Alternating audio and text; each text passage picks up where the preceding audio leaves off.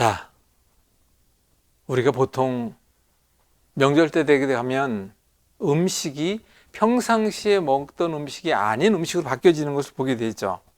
그렇다고 하면 우리는 평상시에 먹지 않던 음식이니까 대부분 다 기름진 음식이 많고 또는 과식을 하거나 경우에 따라 폭식을 하게 되는 경우도 있는데 저는 술을 한 잔도 하지 않습니다만은 또 술로 인해서 같이 할 때 나타난 여러 가지 증상이 있죠. 이럴 때 일단 우선 먼저 위장에 문제로 올 수 있는 체기, 위경련 또는 식중독이 올 수도 있죠.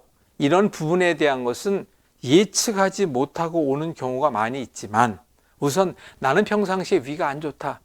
그건 당연하잖아요. 적게 먹어야 하고 꼭꼭 씹어 먹어야 하고 소화가 안 되는 먹지 말아야 하고. 근데 이제 기름진 것을 많이 먹는데 그것이 또 문제가 됩니다. 부탁드리는데 아무튼 내가 위장에 평상시에 이상이 있다 하시는 분들은 알아서 미리 잘 하십시오. 근데 알아서 하지 못하고 아프게 했다. 그건 어쩔 수 없죠. 그런데 이제 응급처치를 해야 될 상황이다. 우리 집 아이가 갑자기 체했다. 또는 위경련이 왔다. 식중독이 왔다. 이런 현상이 있을 때 그럼 어떻게 하느냐. 우선 제일 급하게 하는 것은 제가 이제 이번 기회에 자꾸 사혈침에 대한 걸 말씀을 드리는데 우선 잊지 마시기 바랍니다. 자, 우선 여러분들이 손에서 피를 빼는 것이 위장의 문제를 해결할 때 가장 좋아요.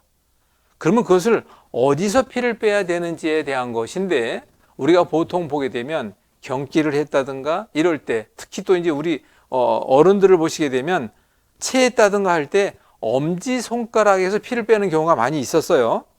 근데 저는 여러분들에게 이 시간 반드시 말씀을 드립니다. 엄지에서는 빼지 말고 일단 엄지 말고 1번 카메라를 해주세요. 그러면 엄지 말고 반드시 새끼손가락으로 가는 게 좋습니다. 이 새끼손가락에 이제 표시를 해볼 테니까 피를 뺄 때 새끼손가락에 그 손톱 밑에 이 지점을 해도 이것도 괜찮아요. 이렇게 해도. 그런데 우선 좋은 거는 제가 좀 크게 그림을 그릴 테니까 새끼손가락에 있는 하나, 둘,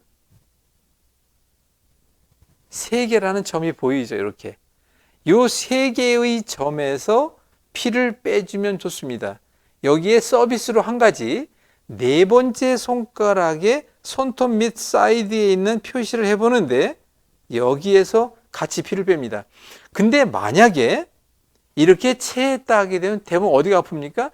당연히 위는 그럴 때 머리가 함께 아파옵니다. 그럴 때 머리가 함께 아파올 때 지금 제가 그림을 그리고 있는 요 자리와 손톱 밑에 있는 요 자리를 피를 빼는데 한 손에만 하는 게 아니라 양손을 다 해줍니다. 어떻게 보면 많은 것 같지만 그렇게 많은 것은 아니니까 일단 이렇게 한번 피를 빼주시면 응급처치로 해당이 될 수 있어요. 그리고 반드시 이렇게 해결하면서 뭘 해야 되느냐. 토해야 될 경우는 토하는 게 훨씬 낫습니다. 그러니까 토하는 것을 억지로 토하지 못하게 막는 것은 잘못되는 것이죠. 토하게 합니다.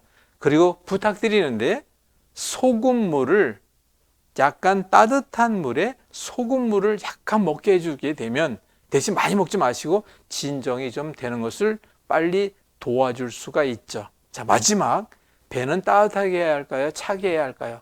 배는 무조건 따뜻하게 하여 복무온통. 배는 따뜻하면 문제가 없다라는 걸 잊지 않으셔야 되고요. 아무튼 이렇게 해서 위장에 관계된 문제는 이렇게 해결할 수 있다는 것을 말씀을 드렸습니다.